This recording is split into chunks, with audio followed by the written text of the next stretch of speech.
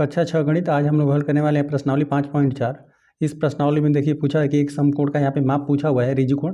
तो यह हमने पिछली क्लासों में इसके बारे में बताया, फिर एक बार हम बता देते हैं। देखिए शून्य कोण क्या होता है एक बार बताते हैं, फिर हम लोग प्रश्नावली प्रश्नों को हल करते हैं। देखिए शून्य कोण क्या होता है, इस पर ना यहाँ पे दो किरणें रहती है, दो किरणों के बीच के झुकाव में ही झुकाव से ही कोण बनता है। दोनों किरणें एक ही लाइन पर हैं तो इस प्रकार से शून्य अंश का कोण बनता है। ठीक है, ठीक 0 अंश का रहेगा तो उसे बोलते हैं शून्य कोण।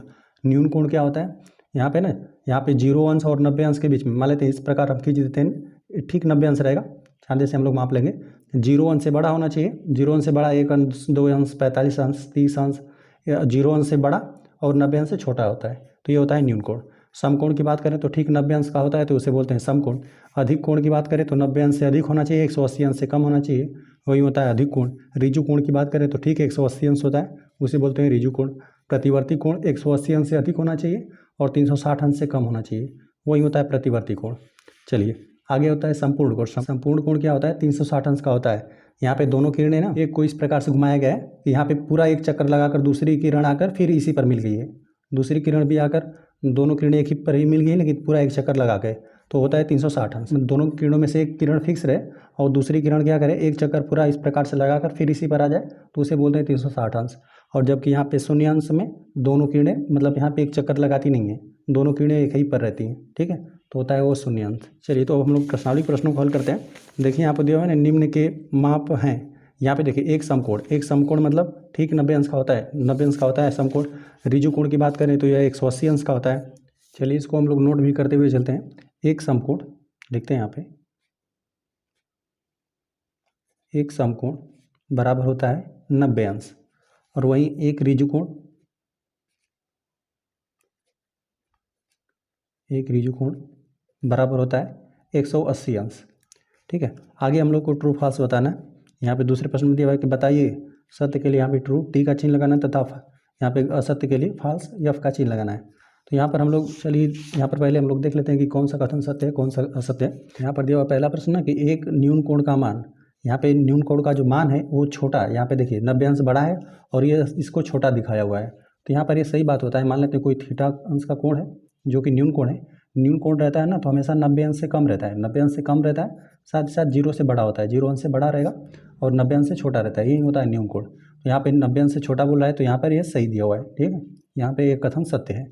चलिए यहाँ पे दूसरे को पढ़ते हैं। एक अधिक कोण का माप, एक अधिक कोण का माप यहाँ पे 90 अंश से छोटा होता है। यहाँ पे अधिक कोण का चर्चा कर दिया और यहाँ पे लिख दिया कि यहाँ पे 90 अंश बड़ा है, यह छोटा है, लेकिन हम लोग जानते हैं कि जो न्यून कोण होता है ना 90 अंश से बड़ा होता है। ठीक है, यहाँ पर हम लिख देते हैं जैसे 180 अंश से 180, यहाँ पे थीटा बना देते हैं, यहाँ पे 90 अंश, यहाँ पे 180 अंश से छोटा रहेगा और 90 अंश से बड़ा होता है। जो एक अधिक कोण होता है ना वो यहाँ पर मान लेते हैं हमने थीटा बना दिया, यहाँ पे यह अधिक कोण है, अधिक कोण क्या रहेगा 180 अंश से छोटा रहेगा लेकिन 90 अंश से हमेशा बड़ा होता है।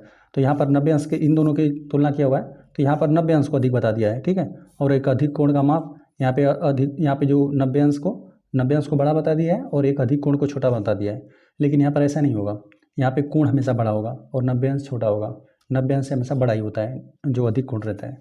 तो यहाँ पर यह कथन जो दिया गया है यह असत्य दिया हुआ है, गलत है। यहाँ पे दिया हुआ है एक प्रतिवर्ती कोण का मान, यहाँ पे बड़ा दिया हुआ है 180 अंश से बड़ा दिया हुआ है, तो यह कथन जो है सत्य दिया हुआ है, क्योंकि जो यहाँ पे मान लेते हैं कोई थीटा कोण है, इसका वैल्यू ना हमेशा इसका मान 180 अंश से अधिक रहेगा, 180 अंश से अधिक रहेगा। यदि प्रतिवर्ती कोण है तब प्रतिवर्ती कोण का मान 180 अंश से अधिक रहेगा, लेकिन यहाँ पे 360 अंश से यह छोटा होता है, यही होता है प्रतिवर्ती कोण। यदि हम लोग इसका तुलना करें ना 180 अंश के साथ और इस मान लेते हैं ये प्रतिवर्ती कोण है, इसके साथ तुलना करेंगे तो यहाँ पे प्रतिवर्ती कोण बड़ा रहेगा, 180 अंश छोटा रहेगा, 180 अंश से बड़ा ही होता है। देखिए सब कुछ बातें हम लिखे हुए हैं पहले से, यहाँ पे पहले ही हमने आपको बताया कि 180 अंश से क्या रहेगा, प्रतिवर्ती कोण हमेशा बड़ा रहेगा और 360 अंश से छोटा होता है। और रिजु कोण 180 अंश, यही अधिक कोण पूछा था, जो अधिक कोण होता है ना वह 90 अंश से बड़ा होता है, 180 अंश से छोटा होता है। तो यहाँ पे जो सी वाला कथन दिया है कि प्रतिवर्ती कोण का मान 180 अंश से अधिक बड़ा ही रहता है, 180 अंश से बड़ा रहेगा, 380 अंश से छोटा रहेगा, लेकिन इन 180 अंश के सापेक्ष हम लोग को पूछा है तो 180 अंश से जाहिर सी बात है कि प्रतिवर्ती कोण का मान क्या होता है, बड़ा होता है, तो यहाँ पर यह हो जाएगा सत्य हो जाएगा।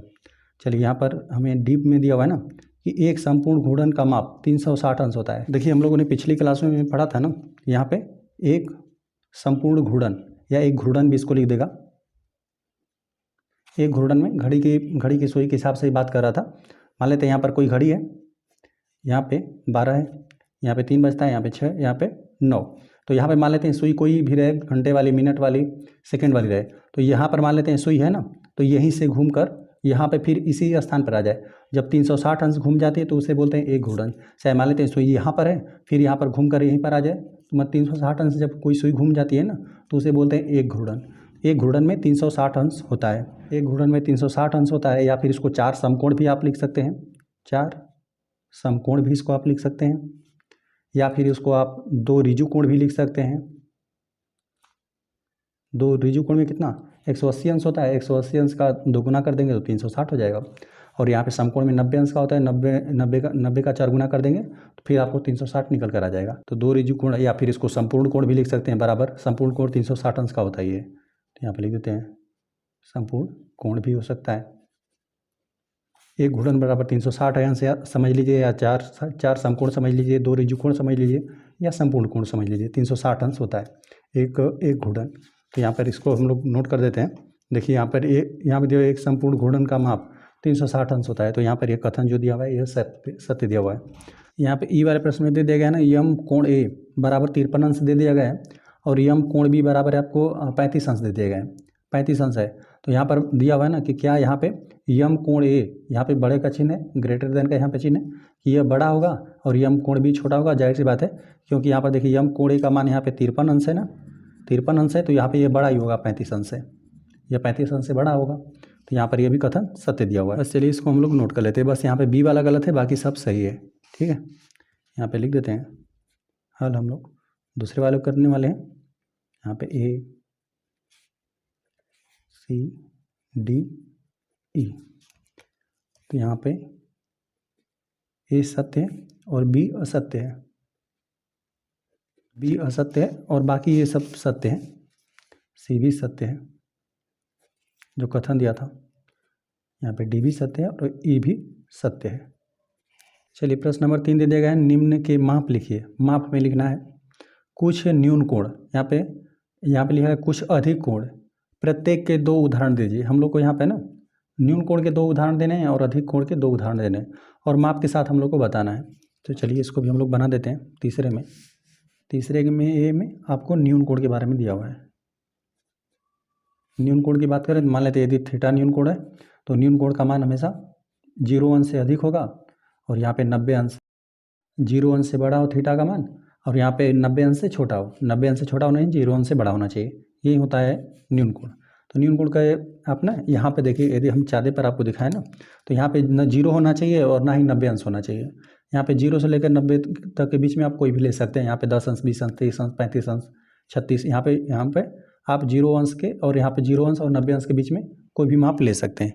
चलिए इसको हम बनाते हैं। कम से कम 2 हम बना देते हैं, यहीं पर खींच देते हैं।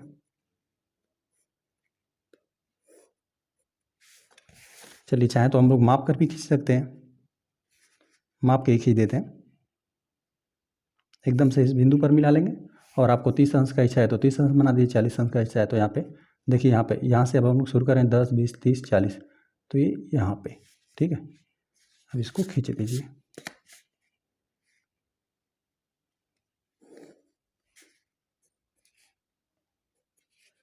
यहाँ पर हमने 40 अंश का एक उदाहरण दे दिया।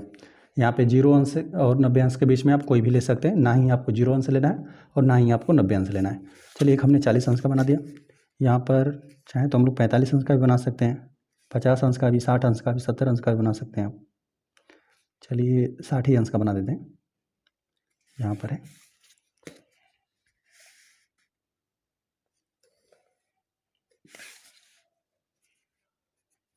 यहाँ पर एक हमने 60 अंश का बना दिया। न्यून कोण में 0 अंश और 90 अंश के बीच में आपको बनाना था, ना ही 0 अंश ना ही 90 अंश। 0 और 90 अंश के बीच में कोई बना दीजिए। तो 40 अंश का एक हमने बना दिया, एक 60 अंश का बना दिया। चलिए ए तो हो गया, बी है, ये अधिक कोण का है, लिख देते हैं यहाँ पे अधिक कोण। अच्छा, अधिक कोण का वैल्यू कितना होता है, इसको ना यहाँ पे मान लेते हैं थीटा है, तो यहाँ पे इसका मान 90 अंश से बड़ा होना चाहिए। 90 अंश से बड़ा हो, लेकिन 180 अंश से इसका मान 180 अंश से इसका वैल्यू छोटा होना चाहिए। 90 और 180 अंश के बीच में कोई भी हो सकता है। तो चलिए यहाँ पर यदि हम चाँदे पर ही आपको दिखाएं मान लेते हैं यदि हम लोग यहाँ पर लाइन खींचेंगे तो यहाँ पर आप यहाँ पे 90 अंश से अधिक लेना है और 180 अंश के बीच में लेना है। तो 90 से यहाँ पे 100 ले सकते हो, 110 ले सकते हो, 120, 130, 140, इस प्रकार से आप बहुत सारे हो सकते हैं, बस आपको 2 दिखाना है। चलिए इसको भी हम लोग बना देते हैं।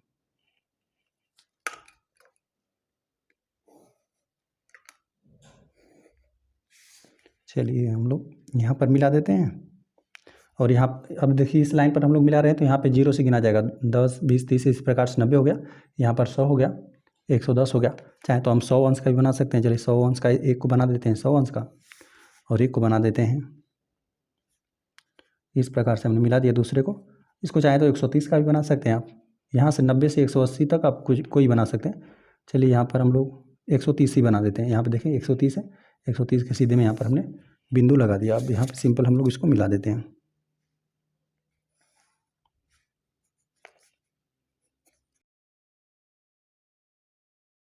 यहाँ पर 110 अंश का हमने बना दिया और यहाँ पर मिला देंगे तो यहाँ पर हमने 130 अंश का बनाया था। ठीक है, तो इस प्रकार से हमने 2 उदाहरण दे दिए।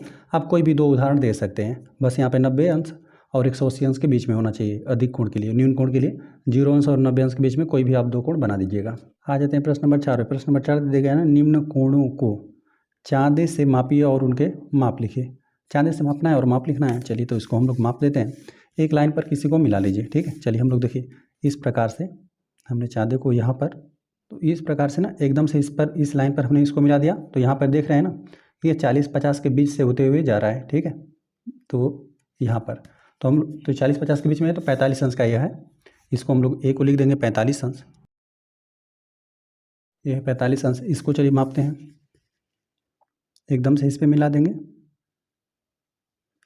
तो यहाँ पर ये आपको 120 अंश दिया हुआ है, इस पर से एकदम से मिलाया हमने, तो यहाँ से यहाँ तक आप मापेंगे तो यहीं जा रहा है 120 पे। ठीक है, 120 अंश है। चलिए अब इसको हम लोग मापते हैं। एक को एकदम से इस पर लाइन पर मिला दीजिए, तो यह 90 अंश का है। इस लाइन पर हमने मिलाया तो देख रहे हैं कि एकदम तीर इस पर जा रहा है, यह 90 अंश का है। यहाँ पे 90 अंश का है। चलिए इसको हम लोग मापते हैं। यहाँ पर कुल 3 है, तो चलिए यहाँ पे इसको इस प्रकार से माप देते हैं। चलिए अच्छे से मिलाने पर ना यहाँ पर यह 60 अंश। अब देखिए यहाँ से हम लोग माप रहे हैं, यहाँ पे इस लाइन पर हमने इसको मिलाया हुआ है, तो यहाँ पर देखिए तीर जा रहा है, तो यहाँ पर 60 अंश, क्योंकि यहाँ से 10-20 गिनेंगे, यहाँ पर यह 60 अंश का है। यह 60 अंश का बना।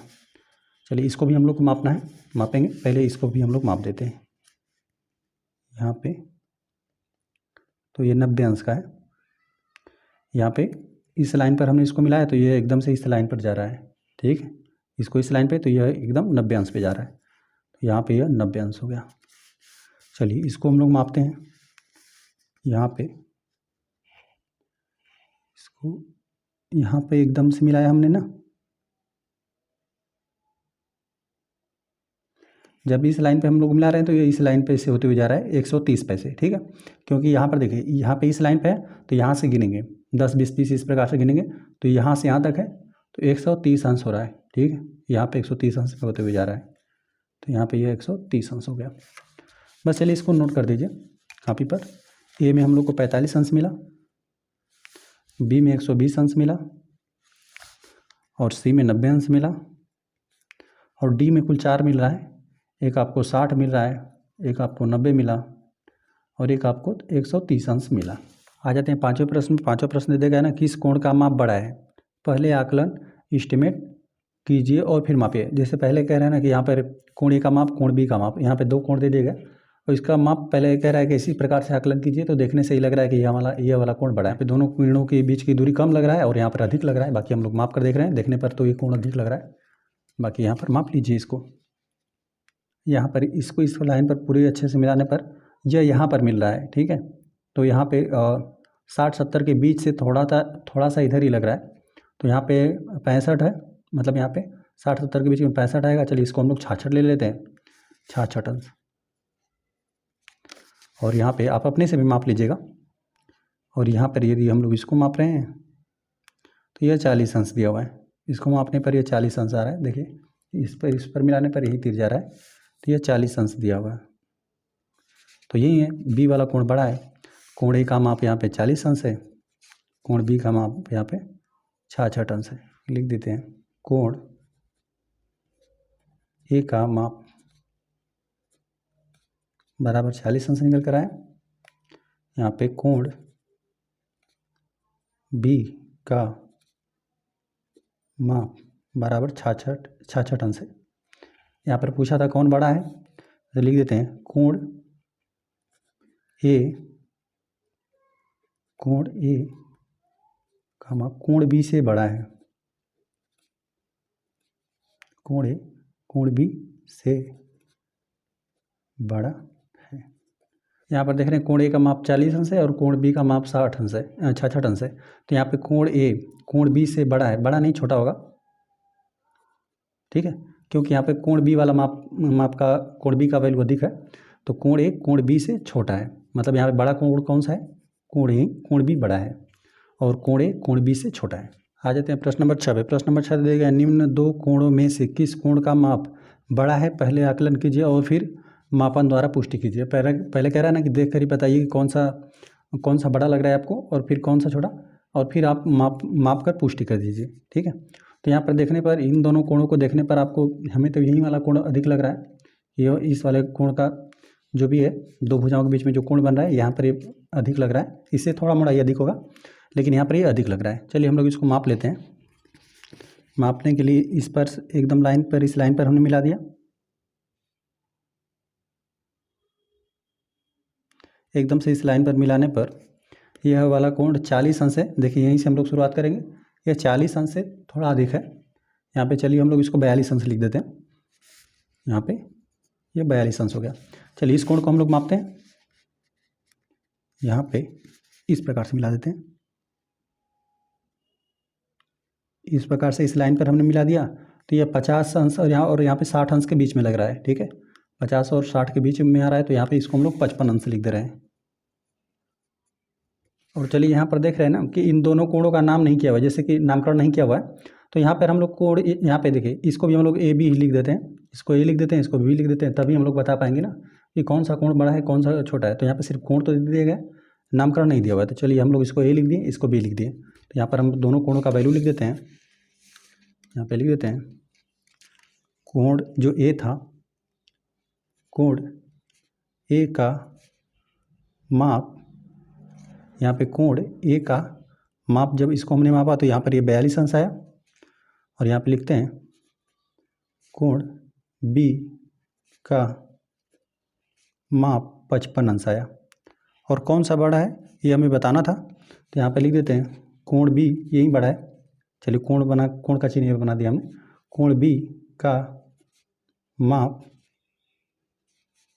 यहाँ पे बराबर 55 अंश लिख देते हैं, बड़ा है, ये बड़ा है और ये छोटा बना। जो पहले वाला कोण दिया था उसका वैल्यू कम था, 42 अंश का था, जो दूसरा कोण दिया हुआ था वो 55 अंश का था, यही बड़ा था। चलिए इसको हमने ए बी नामकरण कर दिया, नामकरण कुछ देना चाहिए था। आ जाते हैं हम लोग 7वें प्रश्न में। 7वां प्रश्न दे दिया गया ना न्यून कोण, अधिक कोण, समकोण या रिजिव कोण से रिक्त स्थानों को भरिए। यहाँ से ए से लेकर ई तक हमें प्रश्न दे दिया गया, चलिए भरते हैं। वह कोण जिसका माप एक समकोण के माप से कम होता है। यहाँ पे एक समकोण मतलब 90 अंश से जिसका वैल्यू कम हो तो उसे ही तो न्यून कोण कहते हैं। 0 अंश से बड़ा होता है न्यून कोण, मतलब देखिए कोई भी न्यून कोण रहता है ना, तो यहाँ पे मान लेते हैं थीटा ही है, तो यहाँ पे 0 अंश से बड़ा रहता है, लेकिन 90 अंश से क्या रहता है, छोटा रहता है। 90 अंश से छोटा और 0 अंश से बड़ा रहता है। तो यहाँ पे यही दिया हुआ है, एक समकोण मतलब 90 अंश होता है। दिया हुआ है कि वह कोण जिसका माप एक समकोण के माप से कम होता है। एक समकोण के माप से कम मतलब 90 अंश से कम बता रहा है, तो 90 अंश से कम यही न्यून कोण होता है ना, न्यून कोण होता है। यहाँ पे हमने बताया 90 अंश मतलब न्यून कोण 0 अंश और 90 अंश के बीच में रहता है, तो 90 अंश से कम ही रहता है। तो यहाँ पे लिख देते हैं, यहाँ पे भरा जाएगा न्यून कोण भरा जाएगा। अभी हम लोग बाकी कापी में नोट कर देंगे। यहाँ पे वह कोण जिसका माप एक समकोण के माप से अधिक हो। यहाँ पे देखिए एक समकोण मतलब ये 90 अंश से अधिक बता रहा है, तो यहाँ पर यह होता है अधिक कोण। अधिक कोण का ही वैल्यू होता है ना, 90 अंश से बड़ा होता है, मान लेते हैं थीटा ही है, तो 90 अंश से बड़ा होता है, लेकिन यहाँ पे 180 अंश से छोटा होता है। तो यहाँ पे दे रहा है कि एक समकोण से अधिक होता है, तो 90 अंश से बड़ा होता है। कौन बड़ा होता है, यही अधिक कोण 90 अंश से बड़ा होता है और 180 अंश से छोटा होता है। 90 अंश और 180 अंश के बीच में होता है, तो 90 अंश से बड़ा यही होता है, अधिक कोण होता है। यहाँ पे अधिक कोण भरा जाएगा। चलिए ये हो गया। यहाँ पे सी में दिया हुआ कोण जिसका माप दो समकोण के योग के बराबर होता है। दो समकोण मतलब एक समकोण होता है 90 अंश और दो समकोण होता है 180 अंश, है ना। 90 अंश और 90 अंश जोड़ देंगे तो यही दो समकोण हो जाएगा 180 अंश, और 180 अंश होता है ऋजु कोण। ऋजु कोण कितना 180 अंश का होता है, और दो समकोण का मतलब यहाँ पे 90 धन 90 180 अंश होता है। दो समकोण बराबर एक ऋजु कोण।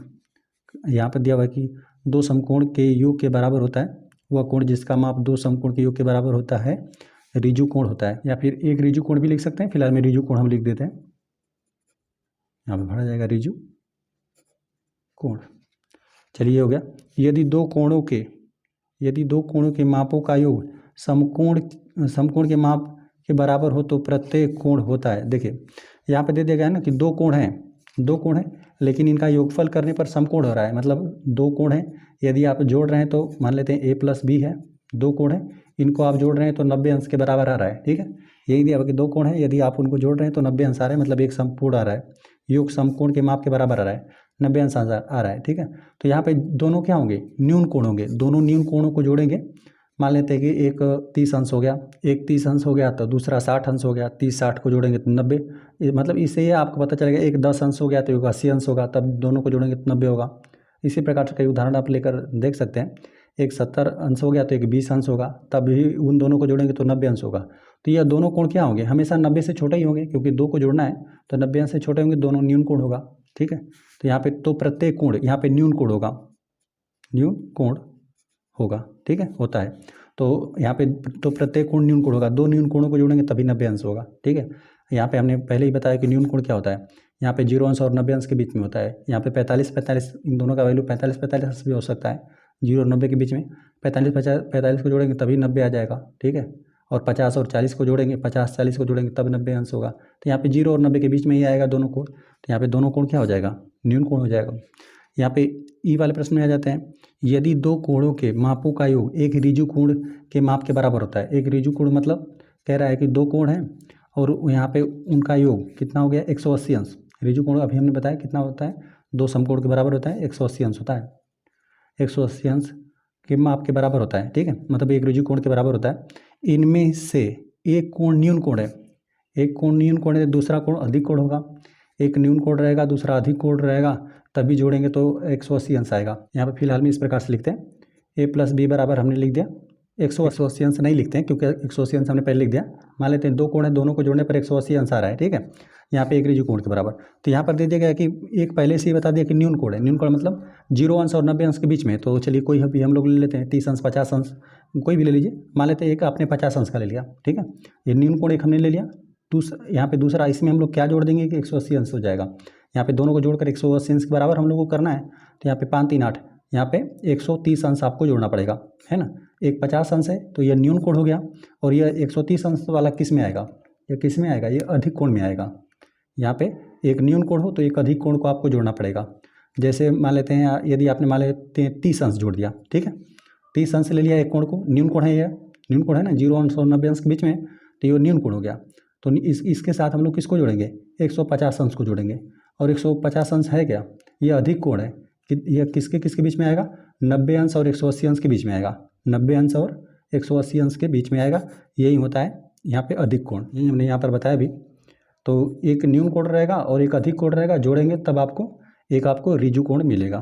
तो एक न्यून कोण हो गया तो दूसरा एक ऑटोमेटिक अधिक कोण रहेगा, तभी जोड़ेंगे तो एक ऋजु कोण के बराबर आएगा, अधिक कोण भरा जाएगा। ठीक है, चलिए इसको हम लोग बस नोट कर देते हैं। चलिए 7वें के ए में भरा जाएगा, यहाँ पे था न्यून कोण पहले में, ए में, और बी में भरा गया अधिक कोण,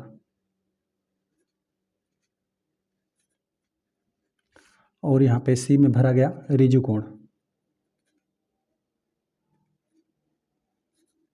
यह हो गया, और डी में भरा गया न्यून कोण,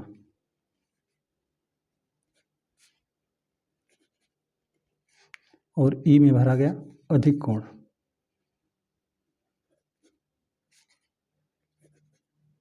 आ जाते हैं प्रश्न नंबर 8। प्रश्न नंबर 8 दे दिया गया, नीचे दी आकृति में दिए गए प्रत्येक कोण का माप ज्ञात कीजिए।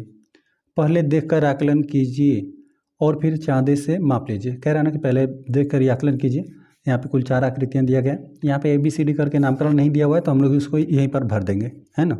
यहाँ पर देखिए, ये दिखने से तो आपको पता चल जा रहा है कि यहाँ पर इस कोण की यदि चर्चा किया हुआ है तो ये एक न्यून कोण है। यहाँ पे 0 अंश और 90 अंश के बीच में इसका कोण आएगा, और देखने से यहाँ पर लगभग लग रहा है कि 30 अंश के आसपास यह है, ठीक है। यहाँ पर देखने पर यह लग रहा है 30 अंश के, यह लगभग 120 के आसपास लग रहा है। और यहाँ पर यह वाला न्यून कोण है, यह मतलब यहाँ पर ये अधिक कोण रहेगा, ये 120 अंश के आसपास लग रहा है, और यहाँ पे ये 50 अंश लग रहा है, ऐसा कुछ। और यहाँ पे इस वाले कोण की बात करें तो 130 अंश लग रहा है, ऐसा। अब यहाँ पर हम लोग चलिए नाप लेते हैं। इस प्रकार से आप आकलन यहाँ पे देखने से तो आप बता ही सकते हैं कि न्यून कोण है, यह भी न्यून कोण है। यहाँ पे 0 अंश और 90 अंश के बीच में यह भी न्यून कोण है, और यहाँ पर यह दोनों क्या है, अधिक कोण है। यहाँ पे 90 अंश और 180 अंश के बीच में यह दोनों कोण हैं, ठीक है, ये दोनों अधिक कोण है। चलिए तो इसको हम लोग माप कर यहीं पर लिख देते हैं। तो यहाँ पर यह 40 अंश है, ठीक है, यहाँ पे 40 अंश पे आ रहा है, तो यह 40 अंश हो गया। चलिए इसको भी हम लोग माप देते हैं, मापना इसको भी है। ये इसको मापने पर ना यहाँ पे 60 अंश से अधिक आ रहा है, 60 और 70 के थोड़ा सा इधर ही आ रहा है, तो इसको हम लोग 64 लिख देते हैं, 64 अंश। यह नापने पर 64 अंश मिला। चलिए इसको भी हम लोग मापते हैं। तो इसको अच्छे से मिलाने पर यह आपको 130 अंश मिल रहा है, यह वाला कोण 130 अंश। चलिए इसको हम मापते हैं।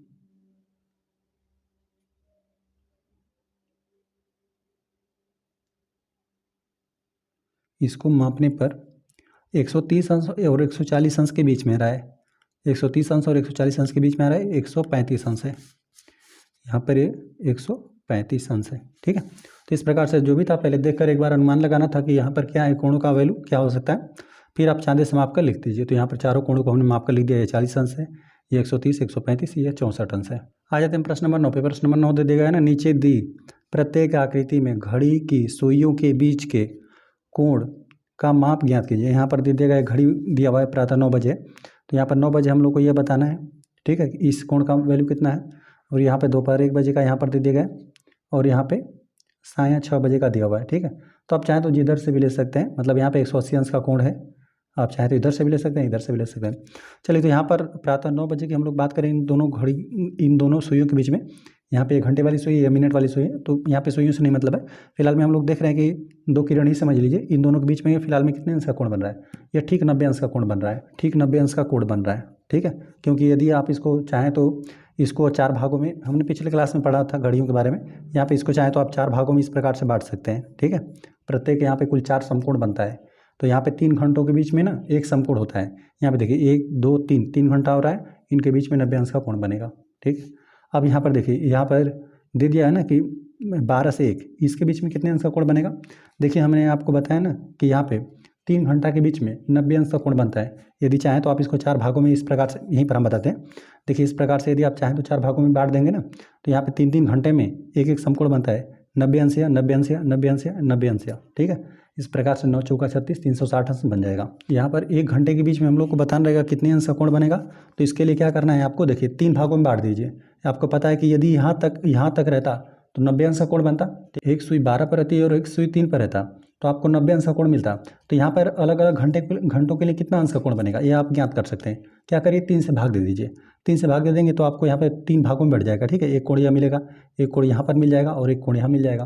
तो 90 अंश को यदि आप 3 से भाग दे दें, 90 अंश बटा 3 कर दें, तो आपको पता चल जाएगा कि 1 घंटों के बीच में कितना अंश का कोण बनेगा। यहाँ पे 3 तिहाई 9 बराबर आपको 30 अंश निकल कर आएगा, ठीक है। यहाँ पर 30 अंश का कोण बनेगा, 30 अंश यहाँ पे 1 घंटे और 2 घंटे, यहाँ पे 1 से 2 के बीच में बनेगा 30 अंश, और यहाँ पे 2 से 3 के बीच में बनेगा 30 अंश।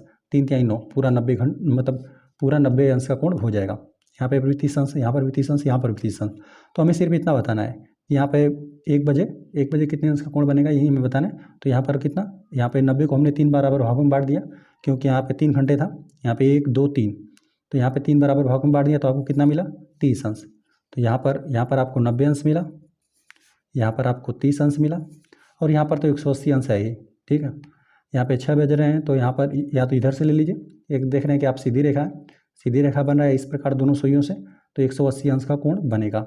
चलिए 9 वाले प्रश्न को हमने हल किया, तो एक आपको मिला 30 अंश, एक 90 अंश, एक आपको 120 अंश, या फिर 90 अंश कोई पहले लिख दीजिए, एक 90 अंश मिला, एक 30 अंश और एक आपको 120 नहीं 180 अंश मिला है, 180 अंश मिला। तो इसी प्रकार से ना तीनों सुई यहाँ पे मिनट वाली सुई और घंटे वाली सुई के साथ यहाँ पे एक घड़ी में यहाँ पे 90 अंश, एक घड़ी में 30 अंश और एक घड़ी में 180 अंश का कोण मिला। आ जाते हम लोग 10वें प्रश्न में। 10वां प्रश्न दे दिया गया ना, खोज कीजिए दी हुई आकृति में चाँदा 30 अंश दर्शा रहा है। यहाँ पर बता रहा है कि यहाँ पर 30 अंश का कोण बन रहा है। इसी आकृति को एक आवर्धन शीशे मैग्नीफाइंग ग्लास द्वारा देखिए, क्या यह कोण बड़ा हो जाता है? क्या कोण का माप बड़ा हो जाता है? यहाँ पर देखिए, यहाँ पर जो ये बोल रहा है ना आवर्धन शीशा इस प्रकार से रहता है, इस प्रकार से रहेगा और इस प्रकार से आपको पकड़ने के लिए भी होता है। जैसे कोई भी छोटी वस्तु रहती है तो उसको यहाँ पर आँख पे लगाकर, मतलब यहाँ पे इसको पकड़कर, हैंडल पकड़कर इसको देखते हैं। मतलब यहाँ पे ना यह कोण, यह मतलब जो कोई भी आकृति रहता है, आकृति वो बड़ा दिखने लगता है।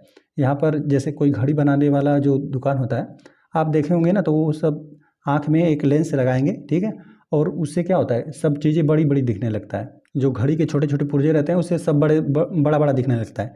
लेकिन यहाँ सभी ना एक ही अनुपात में बड़ा दिखेगा। मतलब यहाँ पे यदि कोण मतलब यह आकृति इतनी दिख रही है ना, तो आपको इतना बड़ा दिखने लगेगा, लेकिन सब अनुपात में ही बड़ा दिखेगा। जिस अनुपात में यह वृत्त बड़ा होगा, अर्धवृत्त बना हुआ है, अर्धवृत्त बड़ा होगा, उसी अनुपात में यह कोण भी बढ़ेगा, ठीक है। और फिर आप उसको भी नापेंगे, मतलब बस आपको बड़ा बड़ा दिख रहा होगा, लेकिन यदि वो फिर उसको आप नापेंगे चाँदे से, तो इतना 30 अंश का कोण ही आपको मिलेगा, ठीक है, 30 अंश का कोण मिलेगा। चाहे इस प्रकार से देखें या फिर इस तरह से आवर्धन शीशे का प्रयोग करके इसको बड़ा करके देखें, और फिर भी आप चाँदे से नापेंगे तभी भी आप उस समय यदि आप इस शीशे का प्रयोग करके, मतलब आवर्धन शीशे का प्रयोग करके देखेंगे ना, तो आपको चाँदा भी बड़ा दिखेगा। उससे नापेंगे तो तभी भी आपको 30 अंश का कोण ही मिलेगा। मतलब यहाँ पे कोई मान में प्रभाव नहीं पड़ेगा। ऐसा नहीं है कि सब कुछ बड़ा दिखाई देने लगेगा तो यह 30 अंश का कोण 40 अंश का हो जाएगा, ऐसा नहीं होगा। यहाँ पे 30 अंश का कोण होगा, बस यहीं पर ये चित्र आपको इतना छोटा दिख रहा है तो यहीं बड़ा सा चित्र आपको दिखने लगेगा। जब फिर आप चाँदे का प्रयोग करेंगे उसमें ना, तो चाँदा भी आपको बड़ा दिखने लगेगा, ठीक है, बस यही है। आपको यहाँ पे आवर्धन शीशे से देखेंगे तभी भी यहाँ पे मान में कोई फर्क नहीं पड़ेगा। लिख देते हैं, आवर्धन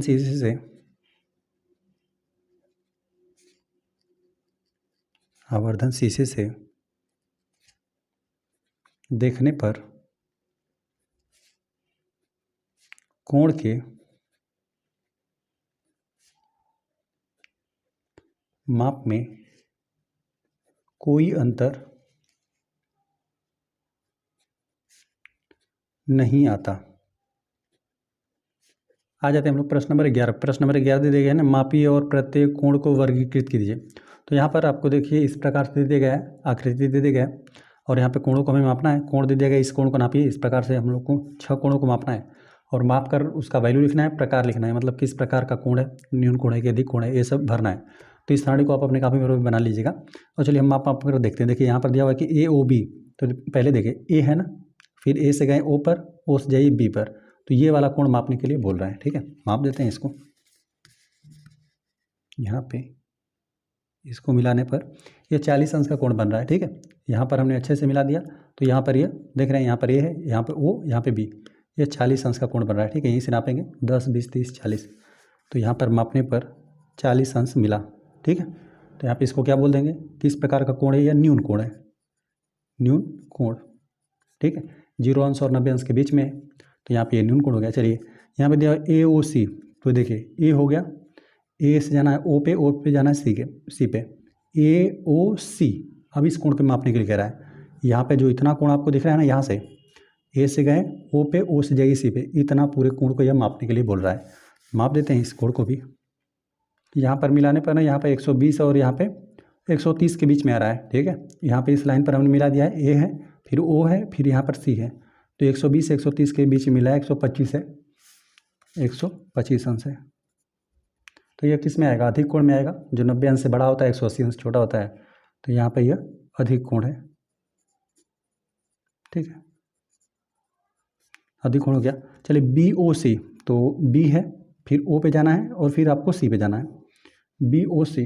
तो यहाँ पे देखिए B है, B से गए O पे, O से गए C पे, मतलब सिर्फ आपको इतने कोण को मापना है, ठीक है, BOC, इतने कोण को मापिए।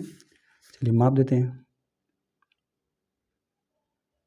यहाँ पर अच्छे से मिलाएंगे। यहाँ पर अच्छे से हमने मिलाया, तो देखिए यहाँ पर हमने पूरा मिलाया है, तो यहाँ पे C यहाँ पर आ रहा है, 80 और 90 के बीच में आ रहा है, ठीक है। यहाँ पे 10 20 यहाँ पे करते जाएंगे, तो यहाँ पे 80 और 90 के बीच में यहाँ पर आपको C मिल रहा है, तो यहाँ पर 85 अंश मिल रहा है, यहाँ पे यह 85, BOC, इसका वैल्यू 85 अंश मिला है, तो लिख देते हैं यहाँ पे।